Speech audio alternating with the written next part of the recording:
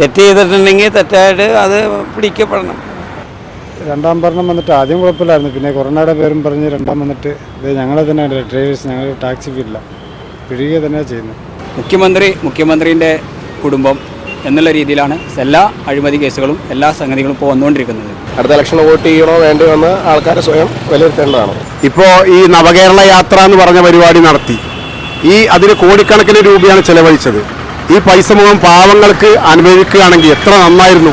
മുഖ്യമന്ത്രിയുടെ മകൾ വീണ വിജയന്റെ കമ്പനി എക്സാലോജിക്കിനെ വെട്ടിലാക്കുന്ന തരത്തിലുള്ള റിപ്പോർട്ടാണ് ഇക്കഴിഞ്ഞ ദിവസം ROC പുറത്തുവിട്ടത്. അടിമുടി ദുരൂഹത നിറഞ്ഞ റിപ്പോർട്ടായിരുന്നു അത്. മുഖ്യമന്ത്രി പിണറായി വിജയനും മകൾ വീണ വിജയനും ചേർന്ന് കേരളത്തെ ഒന്നാകെ കൊള്ളയടിക്കുകയല്ലേ? ഇതിന് മുഖ്യമന്ത്രി കൂട്ടുനിൽക്കുകയല്ലേ?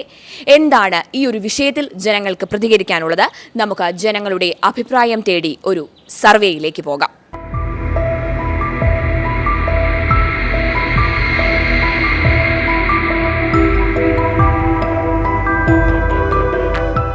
വീണ വിജയനെതിരെ കേന്ദ്ര ഏജൻസി അന്വേഷണം പ്രഖ്യാപിച്ചിരിക്കുകയാണ്. കോടികൾ അഴിമതി നടത്തിയ ക്രമക്കേട് നടത്തിയ ഒരു കേസിൽ 1-ാം പ്രതിയാണ് വീണ വിജയന്. മുഖ്യമന്ത്രിയും കുടുംബവും ചേർന്ന് കേരളം കൊള്ളയടിക്കാൻ തോന്നുന്നുണ്ടോ? ഇപ്പോൾ എന്താ അന്വേഷണം പ്രഖ്യാപിച്ചിരിക്കുകയല്ലേ, അവരുടെ അന്വേഷണത്തിൽ പൂർണ്ണമായിട്ട് സഹകരിക്കണമെന്നാണ് എൻ്റെ ഒരു അഭിപ്രായം. പക്ഷേ അവരുടെ അധികാരവും അവരുടെ ഹുങ്കും ഒക്കെ എനിക്ക് വ്യക്തമാണ്. സത്യം പറഞ്ഞാൽ അത് കണ്ടുകൊണ്ടിരിക്കുന്ന ആർക്ക് മനസ്സിലാവും.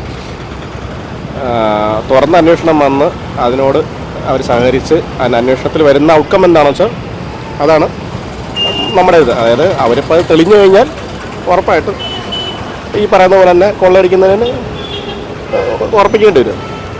പക്ഷെ തെളിയാത്ത പക്ഷം നമുക്കൊരിക്കലും അത് തുറന്നു വരാൻ പറ്റില്ലല്ലോ. പല അഴിമതികളിലും മുഖ്യമന്ത്രിയുടെ കുടുംബത്തിന്റെയും പേര് പുറത്തു വരുന്നുണ്ട്. കേരളത്തിലെ ജനങ്ങൾക്ക് കിട്ടേണ്ട പല പൈസകളും ഇതുപോലെ പല അഴിമതികളും ക്രമക്കേടിലും മുങ്ങിപ്പോവുകയാണ്. അവരുടെ കുടുംബത്തിനെയാണ് പുഷ്ടിപ്പെടുത്തുന്നത്. കേരളത്തിലെ ജനങ്ങൾക്ക് വേണ്ടി പ്രവർത്തിക്കുന്നില്ല എന്ന് തോന്നുന്നുണ്ടോ? അങ്ങനെ മനസ്സിലാക്കി കഴിഞ്ഞാൽ അതിന് കൊടുക്കാൻ പറ്റിയ ഏറ്റവും നല്ല മറുപടി അടുത്ത ഇലക്ഷനാണ്. അടുത്ത ഇലക്ഷൻ വോട്ട് ചെയ്യണോ വേണ്ടോ എന്ന് ആൾക്കാർ സ്വയം വിലയിരുത്തേണ്ടതാണ്. അത്രേ ഉള്ളൂ.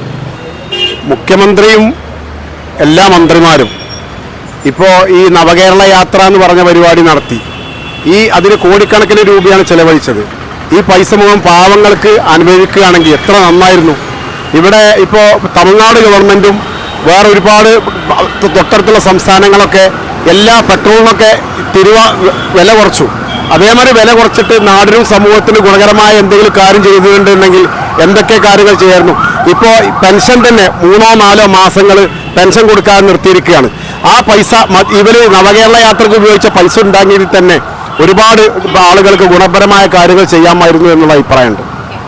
വീണ വിജയനെതിരെ അന്വേഷണം പ്രഖ്യാപിച്ചിട്ടുണ്ട്. അപ്പം മുഖ്യമന്ത്രിയും കുടുംബവും ആണോ നമ്മുടെ കേരളത്തിലെ ഏറ്റവും കൂടുതൽ ആവശ്യമായിട്ട് ഏറ്റവും കൂടുതൽ ചെലവുള്ള വ്യക്തികൾ തോന്നുന്നുണ്ടോ? എന്താ സംശയം?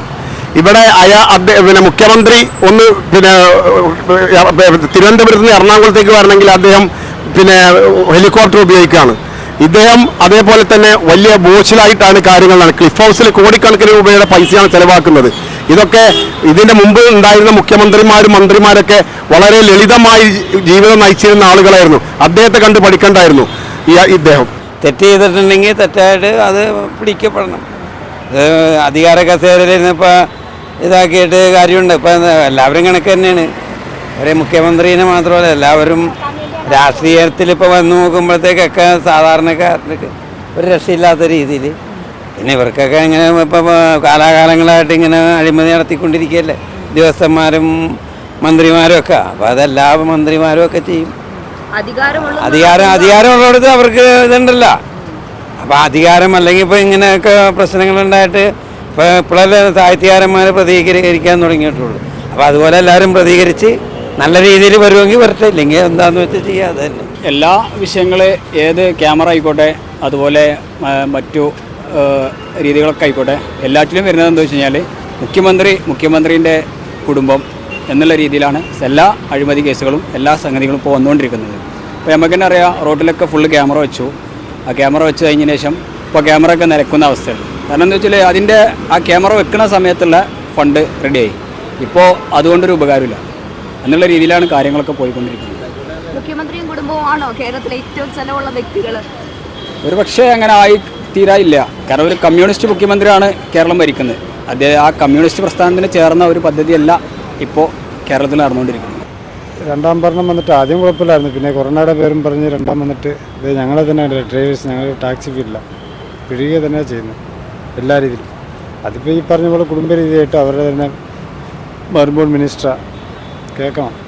കട്ടുപിടിക്കുമെന്നാണ് അവർ ചെയ്ത കാര്യങ്ങൾ ശരിയാണെങ്കിൽ അത് കൃത്യമായിട്ട് അന്വേഷിച്ച് കണ്ടുപിടിക്കണം.